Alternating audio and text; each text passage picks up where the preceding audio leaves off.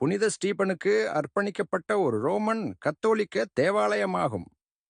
இந்த தேவாலயம் மே 1544 புனித பிரான்சிஸ் சேவியரால் கட்டப்பட்டது. இது 1983 வரை ஜேசுயிட்களால் கைவிடப்பட்டது. புனித பிரான்சிஸ் சேவியரின் விருப்பத்தின்படி இந்த தேவாலயம் படங்காட்டின்கள், பட்டாங்கட்டின்கள் என்று அழைக்கப்படும் மக்களால் பராமரிக்கப்பட்டது. அவர்கள் தூத்துக்குடியில் கிறிஸ்தவத்தின் பணிகளை கவனித்துக் கொள்ள முடியும் என்று நம்பினர். தூத்துக்குடியில் கிறிஸ்தவத்தின் முதல் அற்புதம் முத்து மீன்பிடி கடற்கரையில்.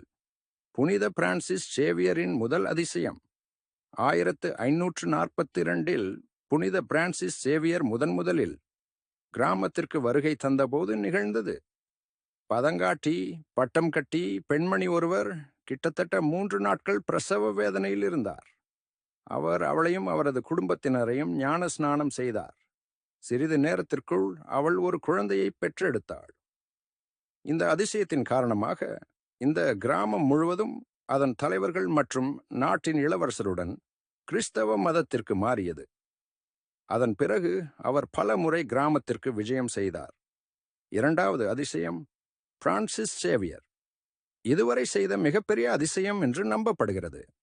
மத்தேயு என்ற சிறுவன் அதிசயத்தின் கிணறு அல்லது பதங்கடி பட்டம் கட்டியால் ஞான ஸ்நானத்தின் கிணறு என்று அழைக்கப்படும் கிணற்றில் மூழ்கி இறந்தான்.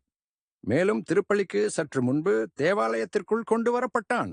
மேலும் துறவியின் பிரார்த்தனை மூலம் அவன் மரணத்திலிருந்து உயிர் பெற்றான்.